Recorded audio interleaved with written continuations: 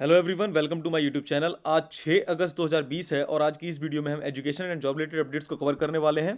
तो आप लास्ट तक इस वीडियो पर जरूर बने रहें ताकि एक भी अपडेट आपसे मिस ना हो। तो आइए देख लेते हैं। सबसे पहले बात कर लेते हैं बीईओ 2019 की प्री एग्जाम को लेकर। यहाँ पर जो प्री एग्जाम होना है इसकी प्रस्तावित तिथि 16 अगस्त है और इसका एडमिट कार्ड कल शाम को जारी कर दिया गया है। कोरोना के चलते जहां पर इस परीक्षा का स्टूडेंट्स काफी स्तर पर विरोध कर रहे थे, लेकिन आयोग ने इसके एडमिट कार्ड जारी कर दिए हैं और ये परीक्षा अपने नियत समय 16 अगस्त को ही होगी। और इसकी जो टाइमिंग है वो दोपहर 12 बजे से लेकर 2 बजे तक रहेगी और इसमें लगभग 4.25 लाख से अधिक परीक्षार्थी शामिल होने जा रहे हैं। तो यहाँ दे रखा है, लोक सेवा आयोग की खंड शिक्षा अधिकारी बीईओ 2019 प्रारंभिक परीक्षा को स्थगित करने की मांग के बीच आयोग ने बुधवार को प्रारंभिक परीक्षा का प्रवेश पत्र जारी कर दिया है। इससे उन अभ्यर्थियों को झटका लगा है जो कोरोना के बढ़ते संक्रमण के मद्देनजर परीक्षा को स्थगित करने की मांग कर रहे थे। प्रवेश पत्र जारी कर आयोग ने यह स्पष्ट संदेश दे दिया है कि 16 अगस्त परीक्षा कराने के अपने फैसले पर कायम है।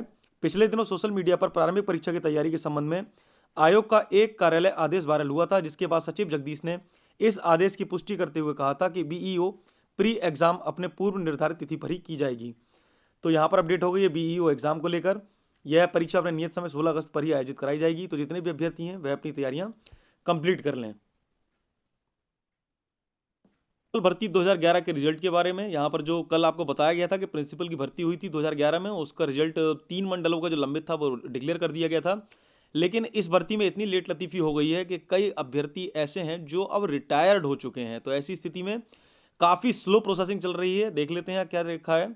प्रदेश भर के सहायता प्राप्त माध्यमिक विद्यालयों में शिक्षकों एवं प्रधानाचार्यों की नियुक्ति करने वाले उत्तर प्रदेश माध्यमिक सेवा चयन बोर्ड की चाल कछुए से भी धीमी है। प्रधानाचार्यों के 900 से अधिक पदों पर भर्ती के क्रम में बरेली, झांसी और देवी पाटन मंडलों के मंगलवार को परिणाम घोषित किए गए। ऐसे में कुछ अभ्यर्थी ऐसे भी हैं जिन्हें रिटायर हुए 5-6 साल हो चुके हैं। आलम यह है कि नवंबर 2011 में शुरू हुई यह भर्ती 9 साल में भी पूरी नहीं हो सकी है। शेष बचे मेरठ, मुरादाबाद, चित्रकूट, बस्ती, गोरखपुर, फैजाबाद और कानपुर मंडलों का अंतिम परिणाम घोषित होने तक सेवानिवृत्ति के बाद चयनित होने वाले अभ्यर्थियों की संख्या बढ़ने से इनकार नहीं किया जा सकता। दरअसल प्रधानाचार्य पद के लिए पूर्व से कार्यरत शिक्षक ही आवेदन करते हैं। माध्यमिक स्कूलों में सेवानिवृत्त आयु 62 वर्ष है, यानी 1958 से पूर्व की जन्मतिथि वाले सभी आवेदक रिटायर हो चुके हैं। लेकिन एक पद पर जारी 3 अभ्यर्थियों के पैनल में कई नाम ऐसे हैं जिनकी जन्मतिथि 1958 से पहले की है। सबसे रोचक उदाहरण आर्य महिला इंटर कॉलेज शाहजहांपुर का है, जहां पैनल में चयनित तीनों अभ्यर्थी रिटायरमेंट उम्र पूरी कर चुकी हैं। पहले नंबर पर चयनित आशा किरण यदुवंशी 26 जनवरी 1956, दूसरी 15 दिसंबर 1953 और तीसरी 5 अक्टूबर 1952 की हैं। स्पष्ट है कि 9 साल के इंतजार के बावजूद इन स्कूल को नियमित प्रधानाचार्य नहीं मिल पाएंगी। इटौरा इंटर कॉलेज जालौन में पहले नंबर पर चयनित नत्थू सिंह सेंगर की जन्मतिथि 23 दिसंबर 1953 की है। सआदत इंटर कॉलेज नानपारा बहराइच में पहले नंबर पर चयनित हरिशंकर की जन्मतिथि 1956 है।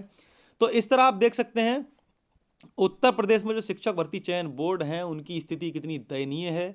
कितने योग्य अधिकारी हैं जो 9-9 वर्षों में भी भर्तियां पूरी नहीं कर पा रहे हैं। सारी भर्तियां कोर्ट में जाकर हिलक जाती हैं और कोर्ट में जाकर अटकने के बाद ये भर्तियां 9-9 साल, 10-10 साल, 8 साल इतनी लंबी खिंच जाती हैं। है ईडब्ल्यूएस आरक्षण को लेकर, यहाँ पर जो मामला है ये हाईकोर्ट में चला गया है। इसकी सुनवाई अब जो होनी नियत की गई है। यहाँ दे रखा है, सामान्य वर्ग के आर्थिक रूप से कमजोर ईडब्ल्यूएस लोगों को नौकरियों में 10% आरक्षण देने के मामले की सुनवाई अब 5 जजों की संविधान पीठ करेगी। उच्चतम न्यायालय में 3 जजों की पीठ ने बुधवार को यह फैसला किया है। न्यायमूर्ति एमएस बोबड़े की बेंच ने 31 जुलाई 2019 को इस मामले में फैसला सुरक्षित रखा था। शीर्ष अदालत में दायर याचिका में केंद्र के इस फैसले को चुनौती दी गई थी। मुख्य न्यायाधीश न्यायमूर्ति एम ए बोबड़े की अध्यक्षता वाली 3 न्यायाधीशों की पीठ ने कहा है कि एक बड़ी पीठ याचिका पर सुनवाई करेगी। गौरतलब है कि गैर सरकारी संगठन जनहित अभियान और यूथ फॉर इन इक्वलिटी समेत 35 लोगों ने यह याचिका दायर की है। तो ईडब्ल्यूएस को यहाँ चैलेंज किया गया है और इसकी जो सुनवाई है बड़ी बेंच में की जाएगी। तो ये अपडेट हो गई ईडब्ल्यूएस को लेकर। यूपी बोर्ड में रजिस्ट्रेशंस को लेकर, जो रजिस्ट्रेशन प्रोसीजर है 11th 9th 10th 11th और 12th के स्टूडेंट का, उसकी डेट एक्सटेंड कर दी गई है और इसका जो एडमिशन प्रोसेस है 31 अगस्त तक बढ़ा दिया गया है। क्योंकि कोरोना के चलते जहां पर पेरेंट्स और स्टूडेंट्स घर से बाहर नहीं निकल पा रहे हैं, काफ़ी एरियाज ऐसे हैं जो कि कंटेनमेंट जोन में कन्वर्ट कर दिए गए हैं, जिस वजह से वहां पर आवागमन बाधित हो चुका है। तो ऐसी स्थिति में देखते हुए यह तिथि बढ़ा दी गई है। यहाँ दे रखा यूपी बोर्ड ने कक्षा 9 से 12 तक के दाखिले की अंतिम तिथि बढ़ा दी है। अपर मुख्य सचिव आराधना शुक्ला की ओर से बुधवार को जारी आदेश के अनुसार कक्षा 9 से 12 तक की प्रवेश 31 अगस्त तक होंगे। प्रधानाचार्य कक्षा 10 व 12 के छात्र छात्राओं से प्राप्त फीस 7 सितंबर तक कोषागार में जमा करने के बाद उनके परीक्षा आवेदन 31 सितंबर की रात 12 बजे तक वेबसाइट पर अपलोड कर सकेंगे। 7 सितंबर के बाद प्रति छात्र 100 रुपया विलंब शुल्क लिया जाएगा, जो कि 14 सितंबर तक कोषागार में जमा किया जाएगा। तो यह स्टूडेंट्स के लिए राहत भरी खबर है। जो स्टूडेंट कंटेनमेंट जोन में होने के बावजूद एडमिशन प्रोसीजर कंप्लीट नहीं करा पाए हैं, उनके लिए डेट बढ़ा दी गई है। यहाँ मेंशन भी किया गया है, बहुत कम रजिस्ट्रेशन होने से बढ़ानी पड़ी है तारीख। कोरोना के कारण कक्षा 9 से 12 तक के प्रवेश और पंजीकरण बहुत कम होने के कारण यूपी बोर्ड को प्रवेश की तारीख बढ़ानी पड़ी है। विभिन्न जिलों में अधिकांश स्कूलों में 50% बच्चों ने भी फीस जमा नहीं की है। मंदी से त्रस्त अभिभावक 500 से 800 रुपए तक की फीस जमा नहीं कर पा रहे हैं। जनहित में यूपी बोर्ड ने प्रवेश की तारीख बढ़ाई है। सचिव यूपी बोर्ड दिव्यकांत शुक्ल ने बताया, शासन के निर्देश पर कक्षा 9 व 11 के अंतिम पंजीकरण 10वीं व 12 के परीक्षा आवेदन पत्र की तिथियों में संशोधन कर दिया गया है। इस संबंध में जिलों को आवश्यक निर्देश भेजे जा रहे हैं। तो ये हो गया अपडेट यूपी बोर्ड के रजिस्ट्रेशन प्रोसीजर को लेकर। अपडेट है एसीएफ आरएफओ के रिजल्ट को लेकर। यहाँ पर एसीएफ और आरएफओ का रिजल्ट डिक्लेयर कर दिया गया है और इसमें इंटरव्यू के लिए 333 अभ्यर्थियों को सफल किया गया है। दे रखा है, उत्तर प्रदेश लोक सेवा आयोग ने बुधवार को एसीएफ आरएफओ यानी सहायक वन संरक्षक क्षेत्रीय वन संरक्षक अधिकारी 2017 की मुख्य परीक्षा का रिजल्ट घोषित कर दिया है। घोषित रिजल्ट में 137 पदों के सापेक्ष 333 अभ्यर्थी इंटरव्यू के लिए सफल किए गए हैं। इंटरव्यू की तारीख आयोग जल्द घोषित कर देगा। तो ये यहाँ पर इंटरव्यू की तारीखें जल्दी घोषित कर दी जाएंगी और फिलहाल इसमें 137 सीटों के लिए 333 अभ्यर्थियों को सफल किया गया है। वहीं दूसरी तरफ सीएचएसएल यानी कि जो कंबाइंड हायर सेकेंडरी लेवल की जो परीक्षा होती है एसएससी से कंडक्ट कराता है, और इस परीक्षा में यूएफएम का एरर आ रहा था, जिससे स्टूडेंट्स को बहुत ज़्यादा दिक्कत हुई थी, जिस वजह से उनको जो कॉपियाँ थी उनकी चेक ठीक से नहीं हो पा रही थी और यूएफएम शो कर रहा था।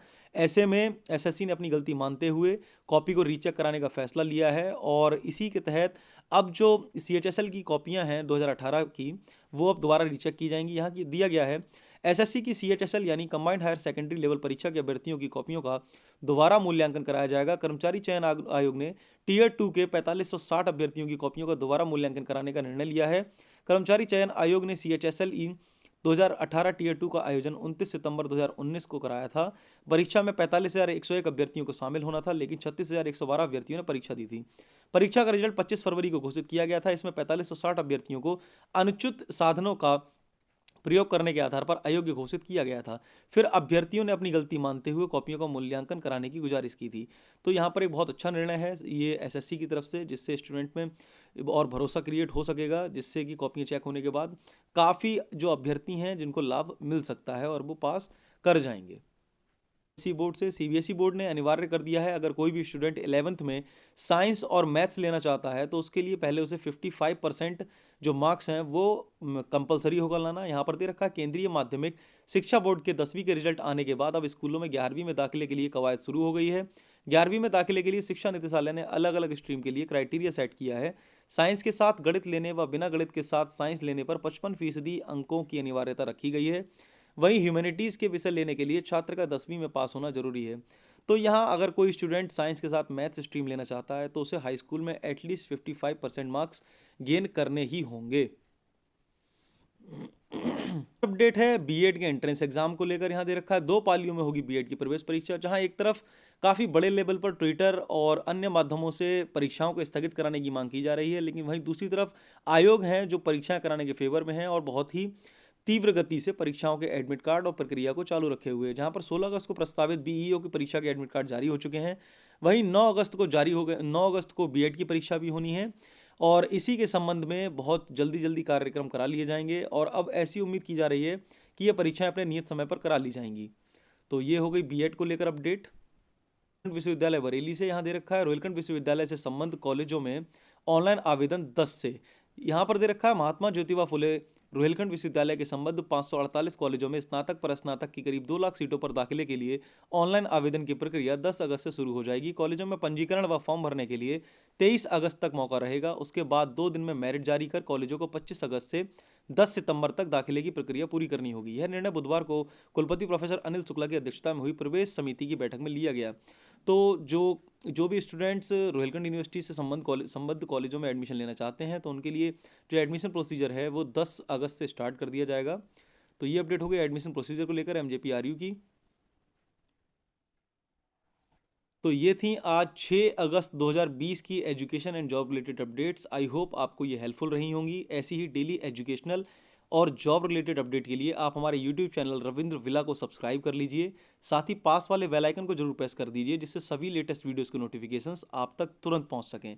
Thanks for joining with us. मिलते हैं आपसे नेक्स्ट वीडियो में।